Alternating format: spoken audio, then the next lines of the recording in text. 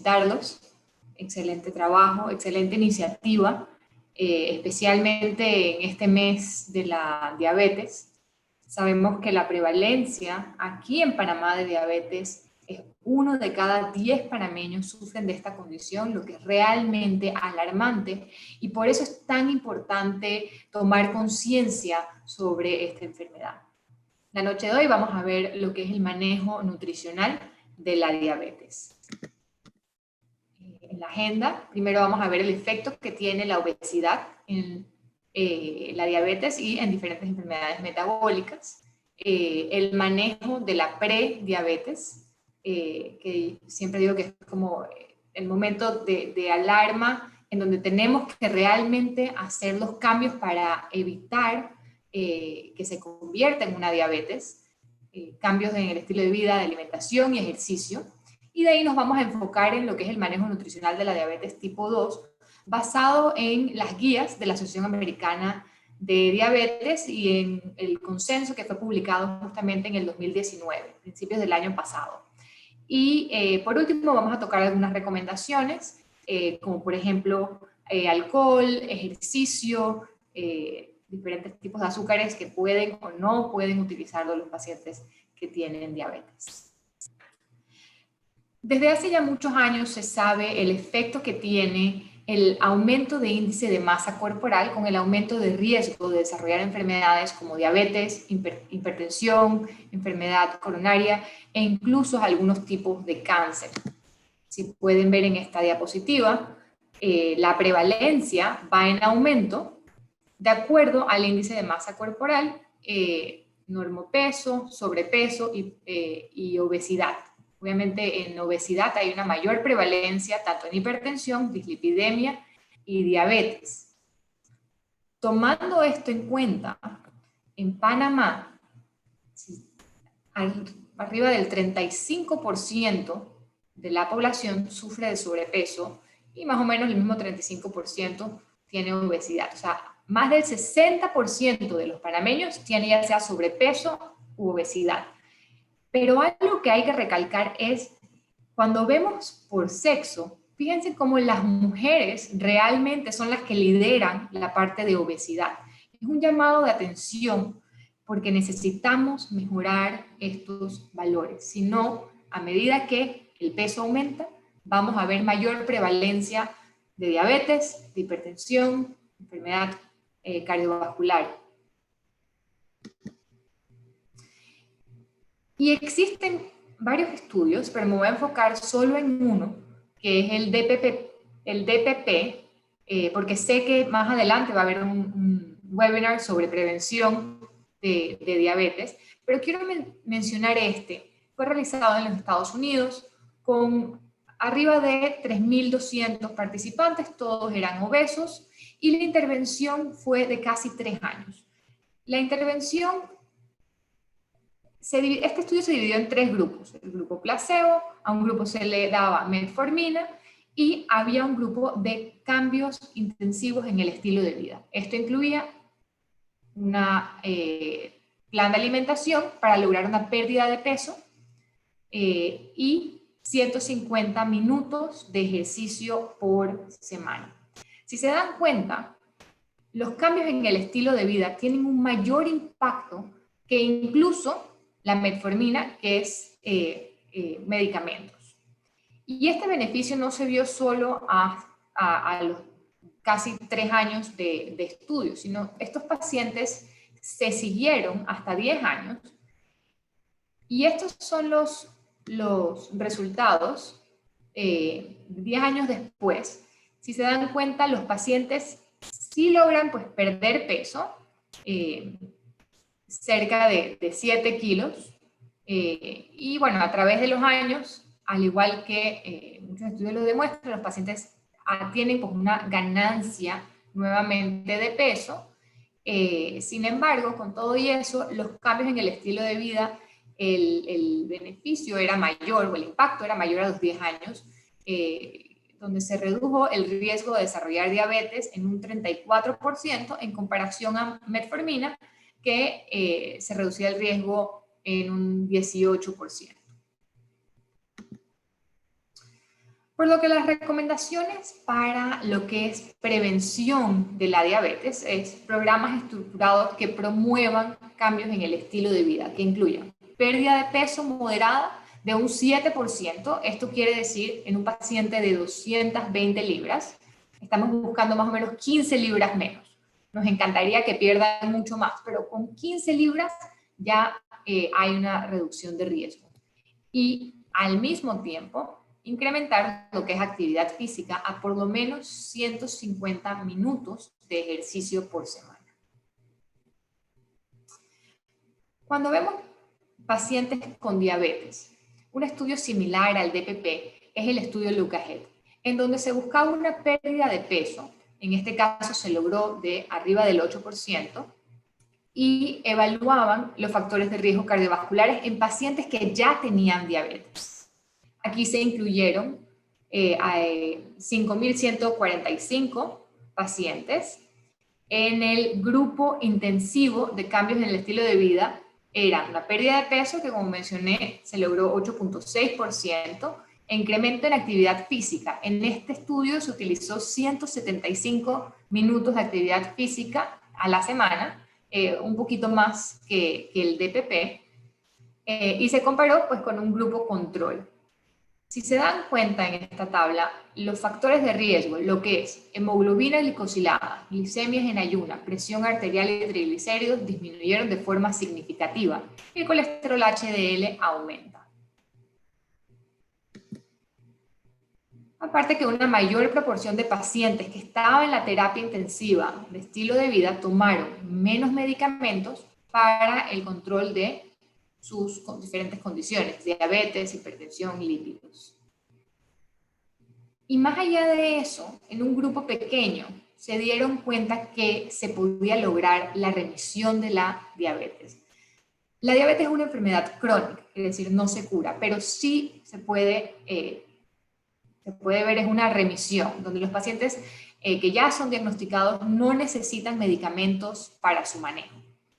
Y esta remisión era más frecuente si se lograba una pérdida de peso de más del 6.5% en un año, si el paciente tenía un diagnóstico reciente de menos de 2 años, y este punto es importante porque más adelante les voy a enseñar otros estudios que también uno de los criterios de inclusión para los estudios era diagnóstico reciente de diabetes.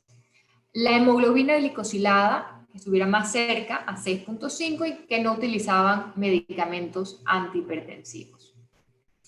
Y este es el estudio que les estaba mencionando, es el DIRECT Trial realizado en el Reino Unido. Aquí participaron 306 personas, tenían una diabetes de menos de 6 años de diagnóstico y lo que estaban buscando era una pérdida de peso ya no de 5 a 7%, sino arriba del 10%.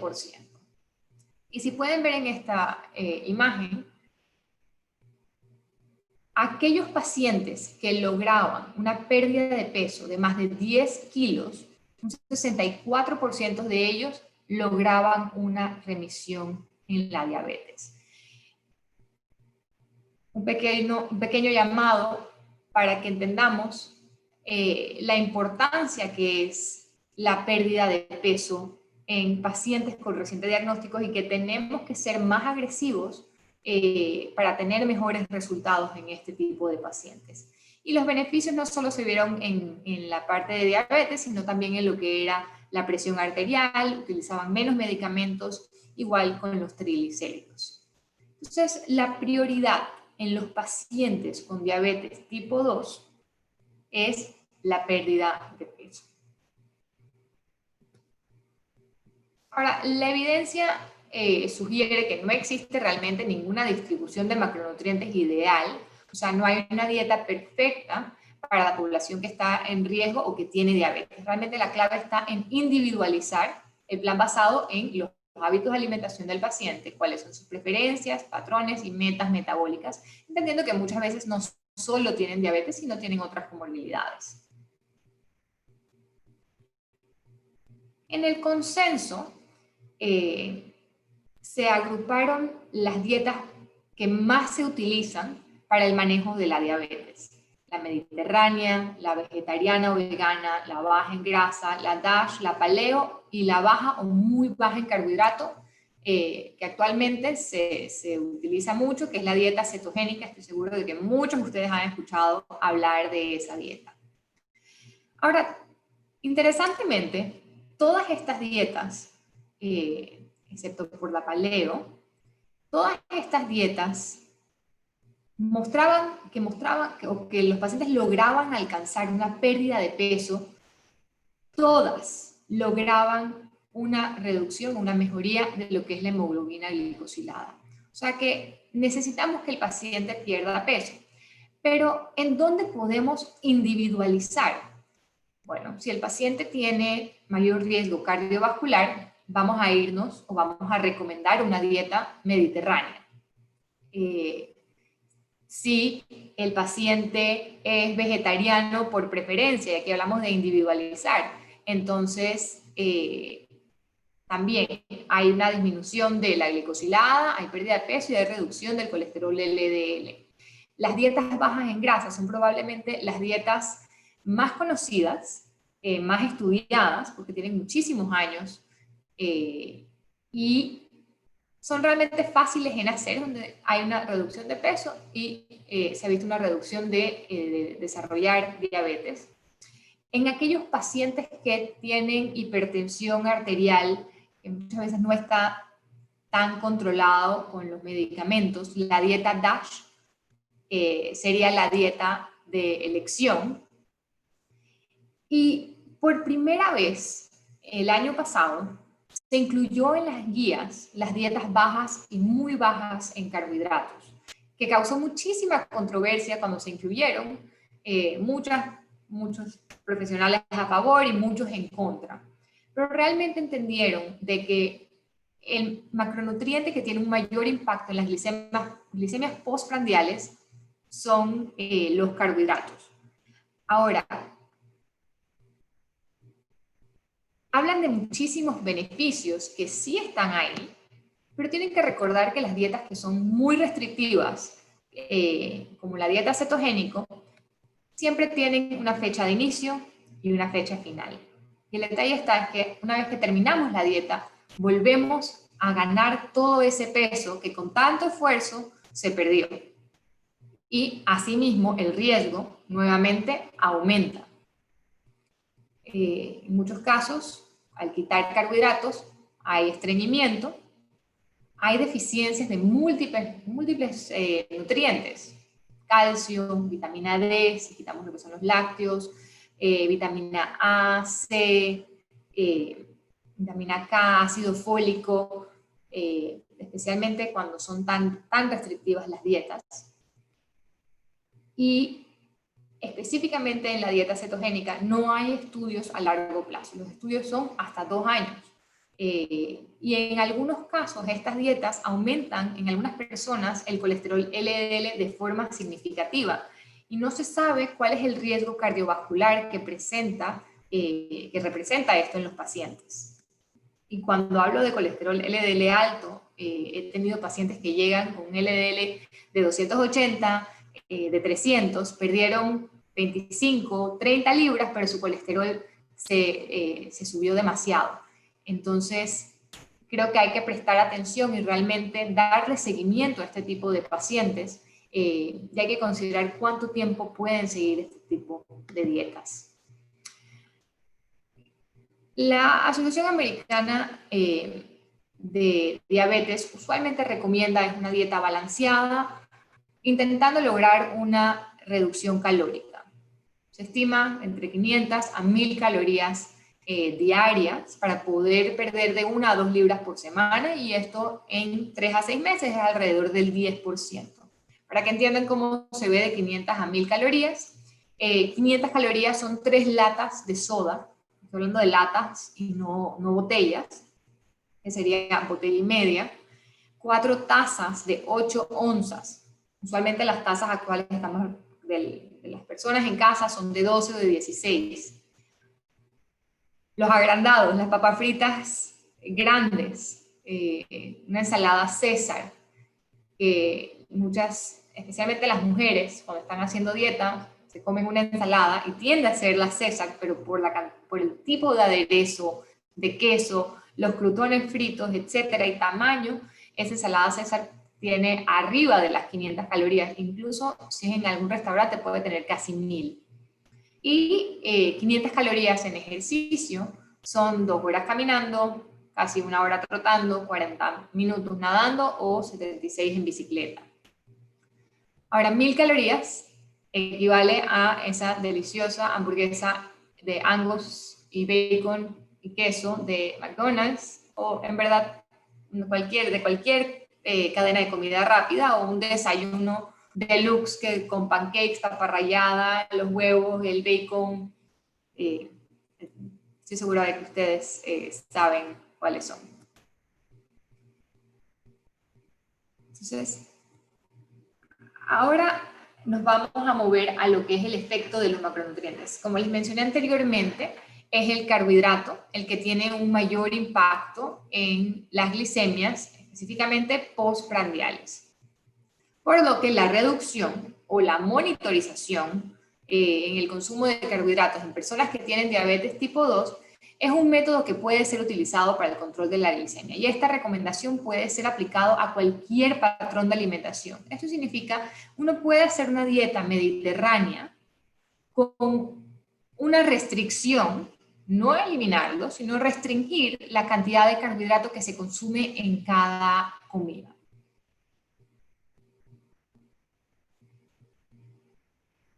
Y los pilares para el tipo de carbohidratos está, número 1, la cantidad de carbohidratos que se va a consumir en la comida, la calidad de ese carbohidrato, y si ven, comparo el pan blanco versus el integral, y el tiempo en que se va a ingerir, y voy a explicar un poco cada uno de estos puntos.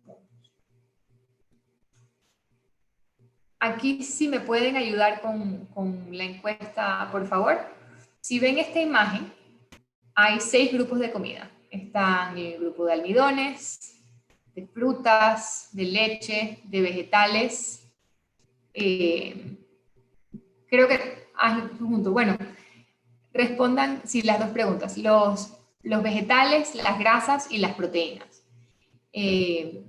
Y le hago la encuesta. Solo voy a tomar en consideración la primera pregunta porque la segunda es para otra encuesta, pero igual respondan los dos para poder ver sus votaciones. Esta es una pregunta que le hago, una encuesta que le he hecho tanto a médicos, como a estudiantes, como a pacientes, y quiero ver también ustedes, ver cuál es el conocimiento, ¿sí?, de ustedes, de qué grupos de alimentos tienen carbohidratos. Las frutas y almidones, leche, frutas, almidones, leche y grasas, o todos los grupos.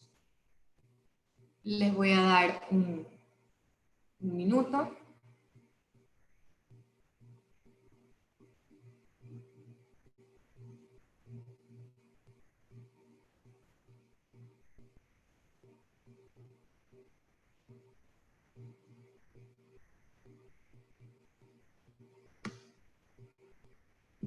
Ok, creo que ya podemos mostrar los resultados.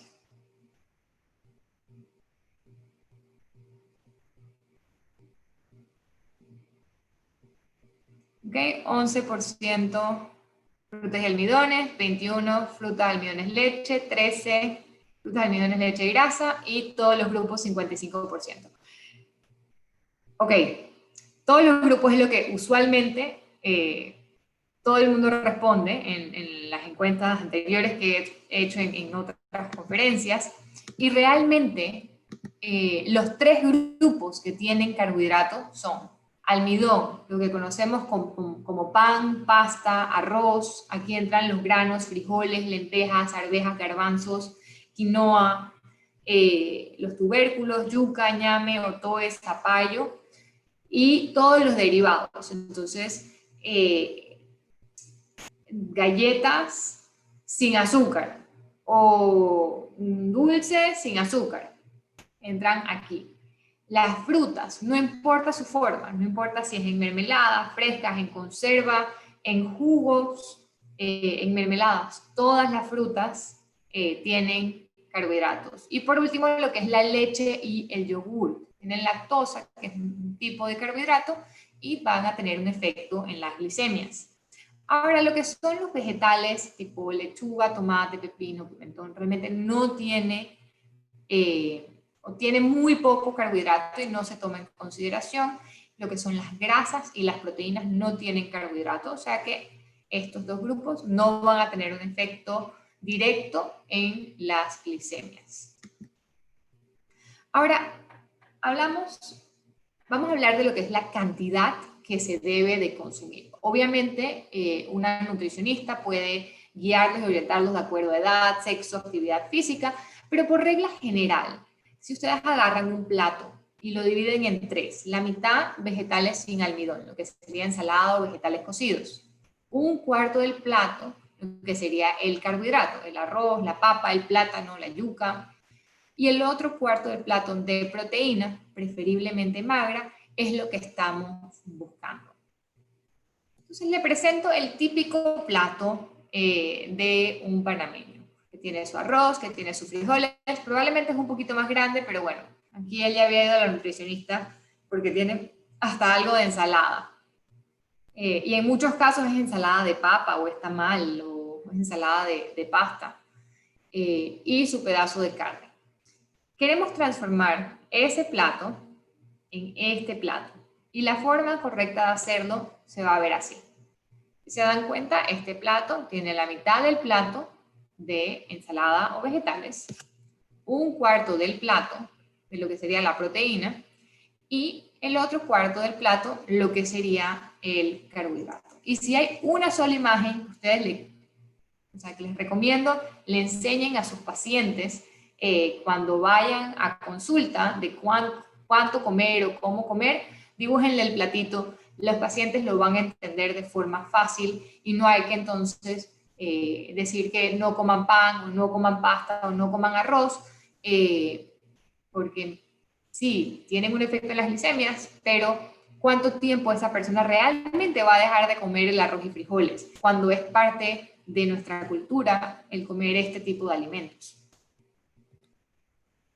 Y bueno, aquí era la segunda encuesta de si los productos sin azúcar o light o para diabéticos pueden o no subir la glicemia, y lo que vi es que la mayoría decía que sí, no me acuerdo el porcentaje ahora, pero voy a seguir, esto es cierto.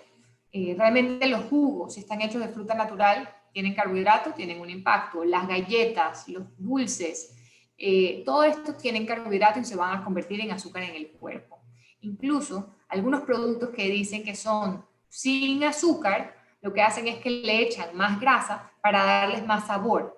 Y al final tienden a van a subir el colesterol LDL, lo que va a subir el riesgo cardiovascular de unos pacientes que queremos cuidar su corazón. Y estos dos son ejemplos básicos. La típica galleta sin azúcar, podemos ver pues que aquí está el carbohidrato, o una mermelada sin azúcar, que habla por 2 cucharadas son 24 gramos, o una cucharada 15, que para ponerlo en perspectiva, una cucharada de mermelada es igual a una manzana, pero sin la fibra.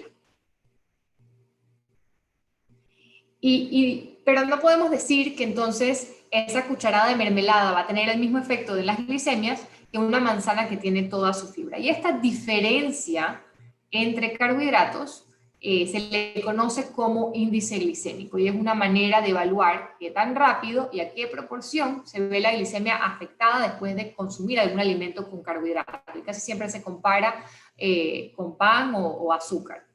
Si ven en rojo sería el efecto del pan blanco y en morado o azul es el efecto que tienen las lentejas. Por los mismos, vamos a decir, 15 o 30 gramos que se consuma, los dos van a subir las glicemias. El detalle está cuál va a subir más, o al final lo que queremos es cuál va a subir menos. Y los estudios sí demuestran que una dieta que tiene un índice glicémico bajo, o realmente que tiene alimentos altos en fibra no procesados, tienen una mejor respuesta glicémica. Entonces, ¿cuáles son estos alimentos de bajo índice glicémico? Son alimentos, tienen que pensar, no procesados. Ustedes ven el grano entero, todas las menestras, frijoles, lentejas, arvejas, garbanzos, la cebada, la quinoa, el pan de espelta, las palomitas de maíz. En frutas, casi siempre las que tienen cáscara, la manzana, la pera, el durazno, el melón también entra aquí, y la leche y el yogur porque tienen proteína. Entonces, el índice glicémico es menor. Índice glicémico medio, entran alimentos que ya están un poquito más procesados, pero casi siempre lo que conocemos los alimentos integrales. Entonces, el pan integral, una avena, una tortilla, el arroz integral, y la mayoría de las frutas entran en este grupo. Y por último, está el índice glicémico alto, y estos son alimentos procesados que se absorben de forma rápida, y entonces está el pan blanco, el cereal sin fibra, el puré instantáneo. En algunas listas ponen sandía, yo no le incluiría aquí, pero sí el guineo maduro, y ahorita les voy a explicar el por qué. El índice glicémico tiene muchos factores que le afectan. Por ejemplo, qué tan maduro están las frutas. Es la diferencia entre un guineo que está no verdoso, pero amarillo, y un guineo que está demasiado maduro, que solo se puede usar para hacer pan de guineo. O un mango verde va a tener un menor índice glicémico que un mango maduro. El tiempo de cocción, ¿qué tanto cocinamos las cosas?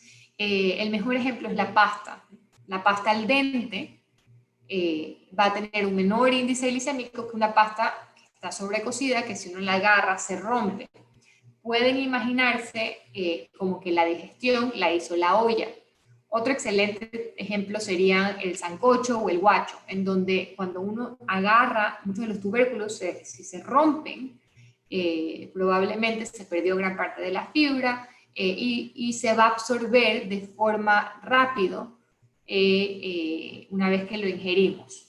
A diferencia de que si esa es zapallo o yuca o papa están no crudas, pero duritas. ¿Qué tan procesado está el alimento? Aquí pueden ver una fruta con cáscara, una manzana con cáscara, no está procesada, tiene toda su fibra, tiene un índice glicémico bajo. Una fruta sin cáscara, ya le quitamos parte de la fibra, va a ser un índice glicémico medio. Y un jugo de fruta sería un índice glicémico alto. Hasta donde puedan, pues esta imagen pues, también lo demuestra.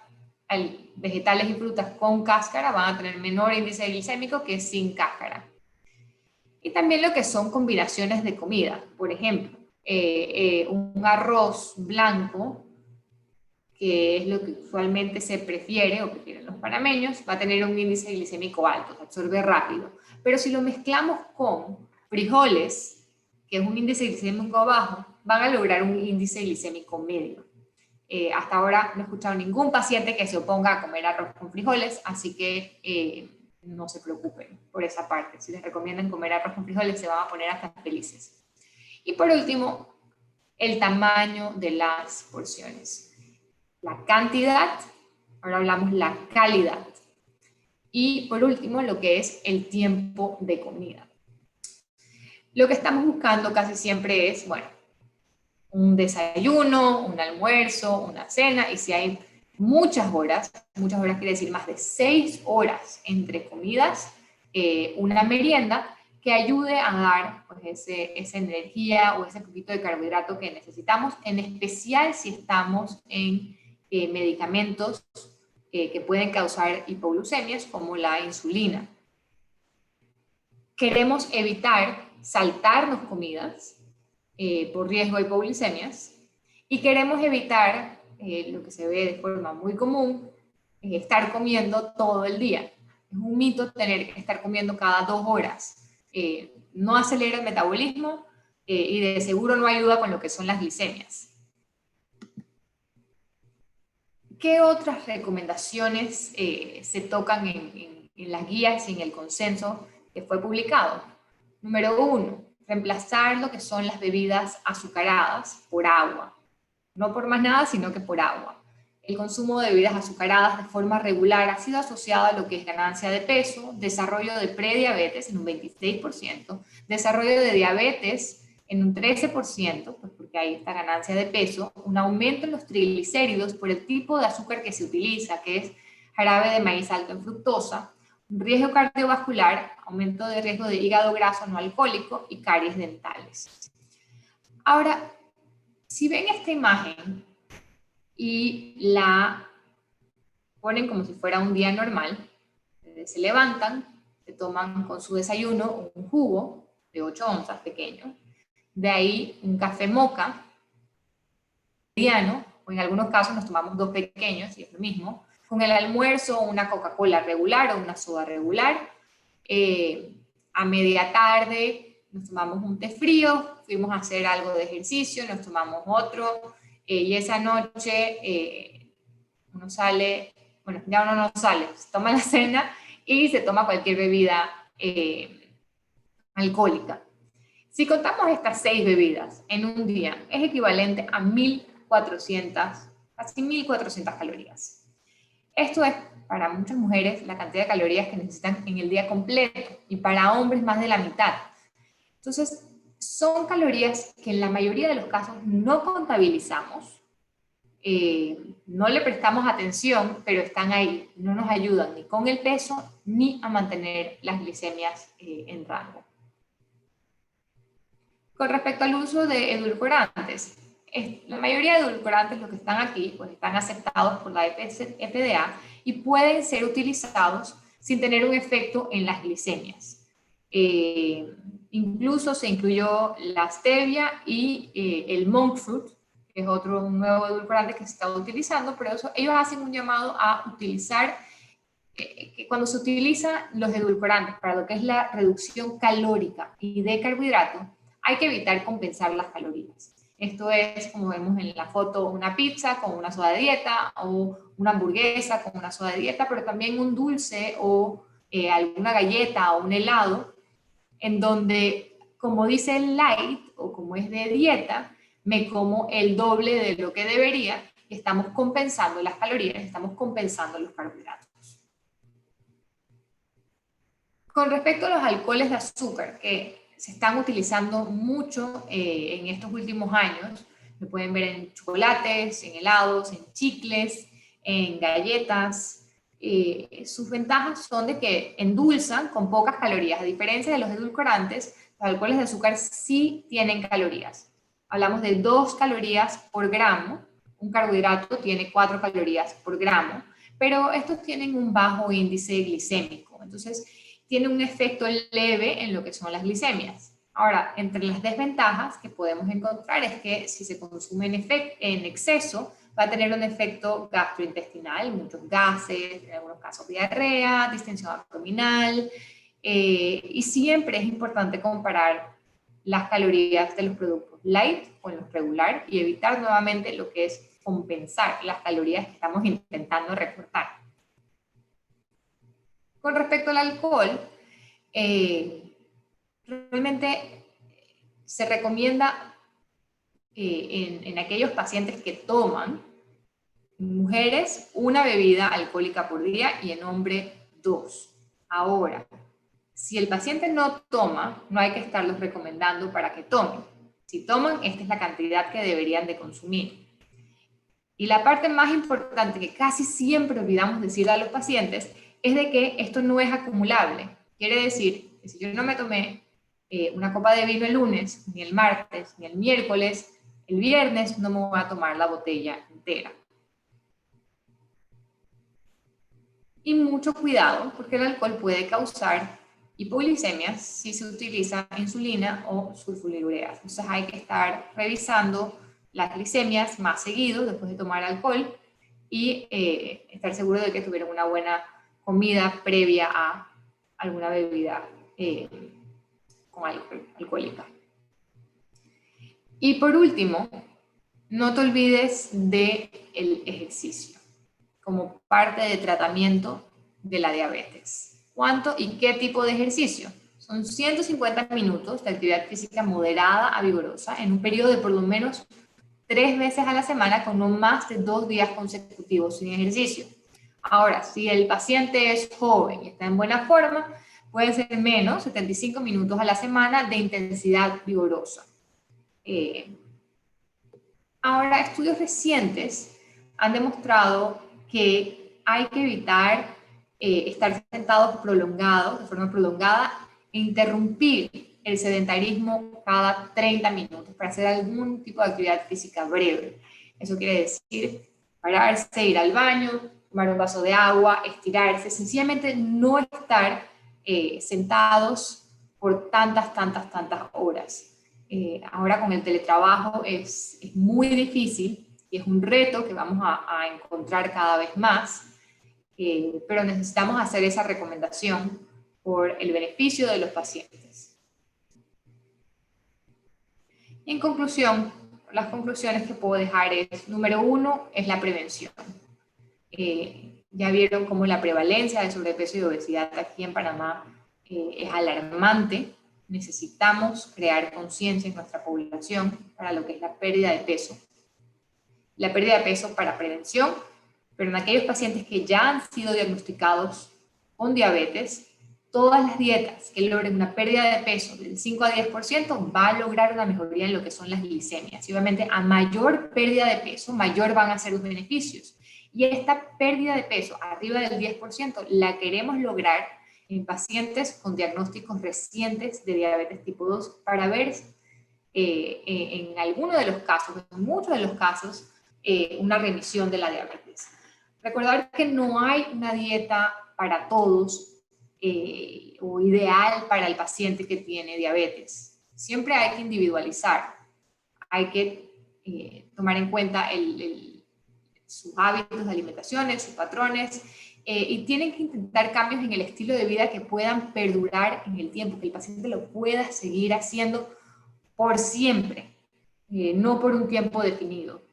De ahí el carbohidrato es el macronutriente con mayor impacto en las glicemias postprandiales.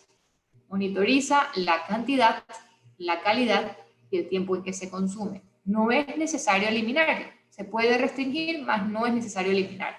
Y el ejercicio también juega un papel fundamental en lo que es el manejo de la diabetes. Si tienen preguntas.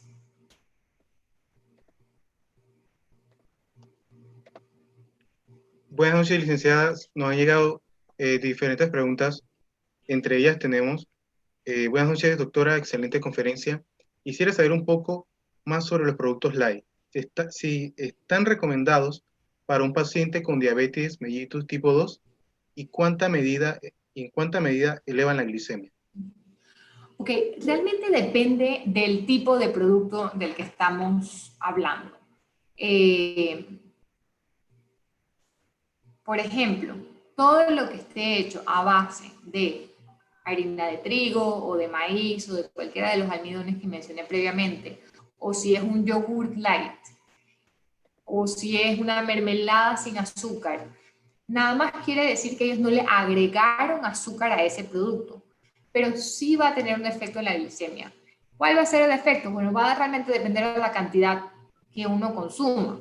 No es lo mismo si uno se consume una cucharada de esa mermelada a que si uno se consume 2 cucharadas. Entonces, realmente va a depender mucho de qué cantidad se consume del producto.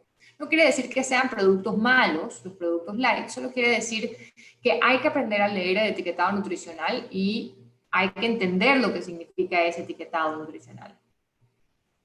Otra pregunta que nos llega es, dice, buenas noches, primero que todo, excelente presentación. Mi pregunta es la siguiente. ¿Hasta qué punto puede ser recomendable o contraindicadas prácticas alimentarias como el ayuno intermitente en pacientes con recién diagnósticos de diabetes mellitus? Ok. Salió en la revista Diabetes Care a principios de este año un poquito sobre también las dietas en el paciente con diabetes. Y aquí sí se toca el ayuno intermitente. Y la evidencia es inconclusa. Realmente no hay estudios que demuestren ningún beneficio en el paciente que tiene diabetes y este tipo de dietas. Incluso hacen una advertencia de riesgo de hipoglicemias en pacientes que están con hipoglicemiantes orales o con insulinas por la cantidad de horas que están en ayuno. Entonces, creo que hay que tener mucho cuidado si el paciente está recién diagnosticado y le gustaría hacer este tipo de dietas. Lo que te puedo recomendar es, número uno, prestar, o sea, por más de que te digan, bueno, puedes comer 8 horas, prestar atención a lo que están comiendo, porque hay pacientes que no pierden peso haciendo este tipo de dietas, porque igual necesitas la restricción calórica y no es que puedes comer lo que quieras en esas 8 horas, por más de que es lo que prometen, tiene que haber un balance nutricional, también para que no te afecte en otras áreas con este tipo de dieta. Otra pregunta que nos llega es si la persona es prediabética y alcohólica, ¿esto puede afectar su glicemia? Asumo que si el alcohol puede afectar sus glicémicas, sus glicemias,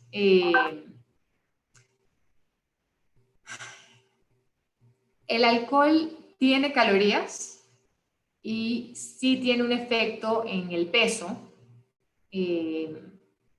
O sea, que creo que primero tendrá que ver lo que es su índice de masa corporal para poder dar esa recomendación. Lo que estamos, si es alcohólica, realmente es tratar esa parte del alcoholismo para ver cómo mejora. Otra pregunta que nos llega también es si puedo realizar ayunos de solamente comer fruta.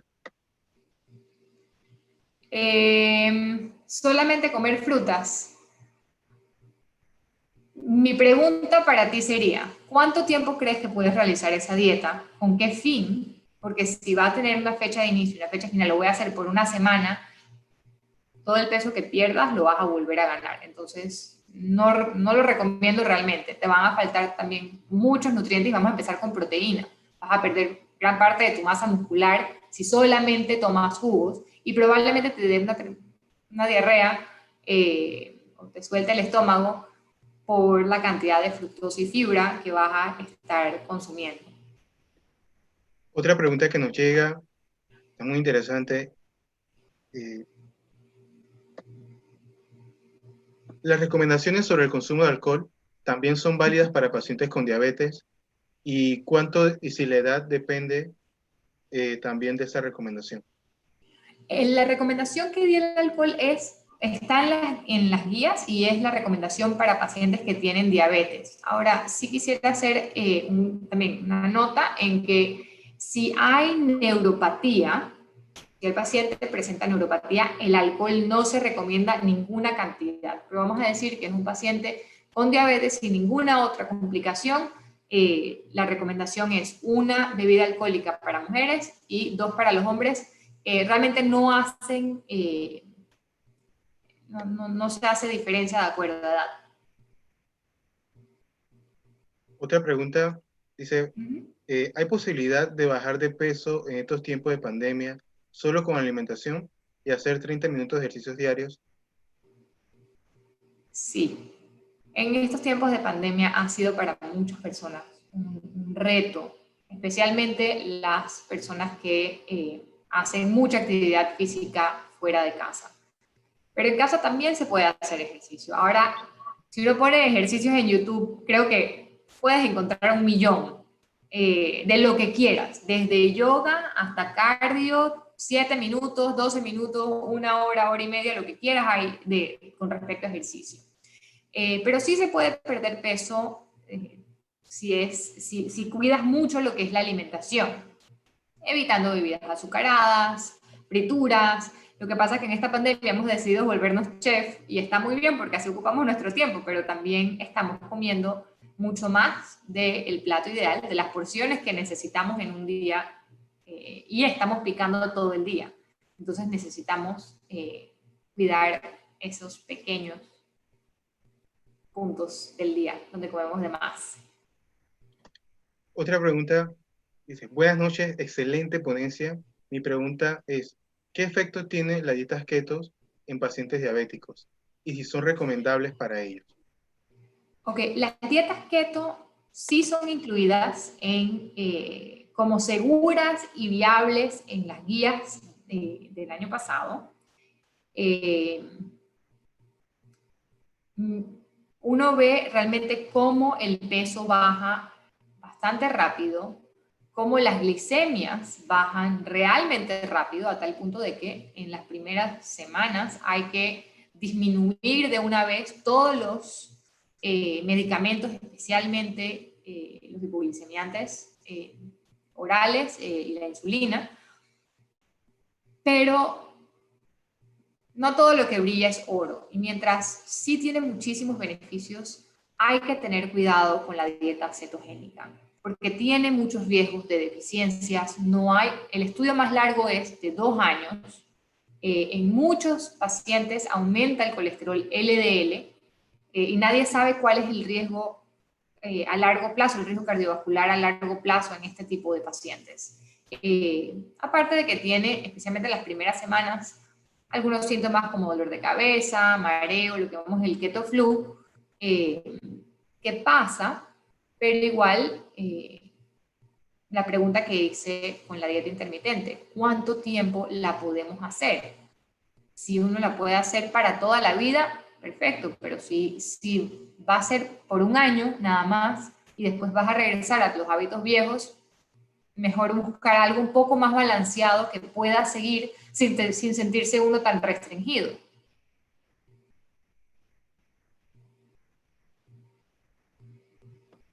Una pregunta que nos envían al chat dice, buenas noches, los azúcares de alcohol tipo Splenda, Truvia, ¿qué efectos tienen en los niveles de azúcar en sangre?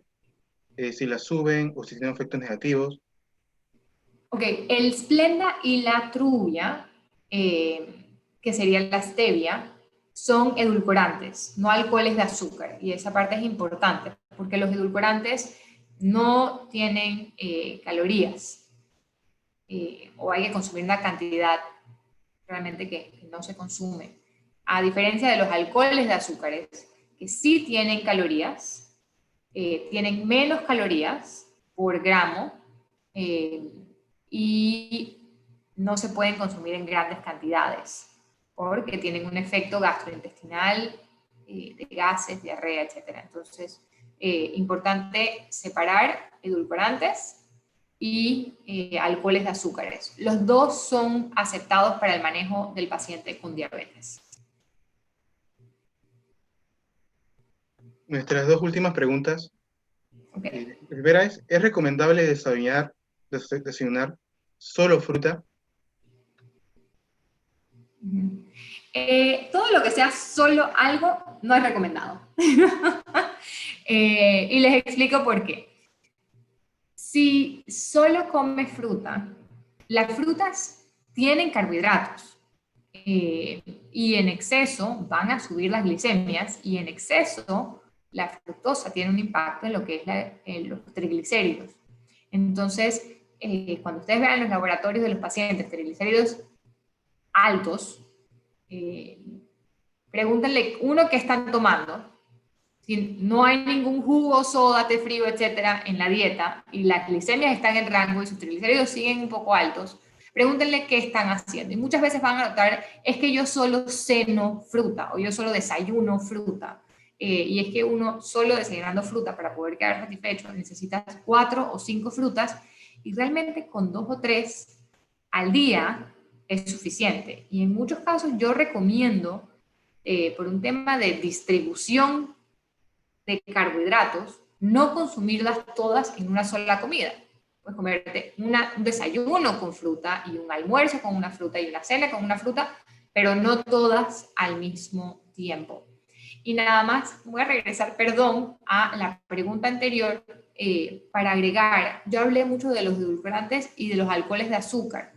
Estas son para sustituir el azúcar blanca, morena, no refinada, miel, agave y derivados de dextrosa, etc. Porque realmente esos tienen un impacto muy importante en las glicemias. Entonces queremos evitarlos por completo, porque son carbohidratos procesados, que es una de las recomendaciones, el carbohidrato que no sea procesado y que sea lo menos procesado o integral posible. Entonces, la razón por la que se recomienda edulcorantes o alcoholes de azúcares para el consumo es para reemplazar el azúcar de cualquier otro tipo, incluyendo la miel de abeja, cualquiera que se me haya podido pasar. Y por último, ¿existe algún otro criterio para suprimir los carbohidratos de la dieta del paciente con diabetes mellitus tipo 2? ¿Algún otro criterio para realizarlo?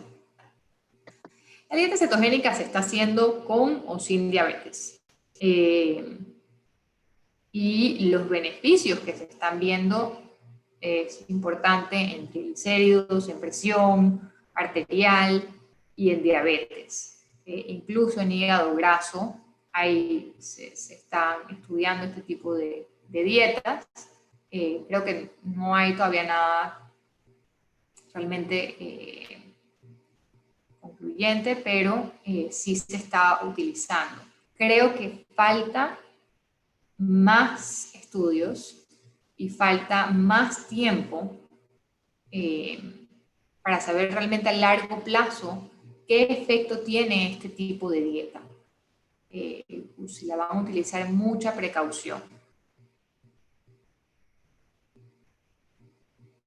Agradecemos su participación, Magister. Para nosotros es un gran placer poder contar con usted durante este tiempo que compartió con nosotros sus conocimientos.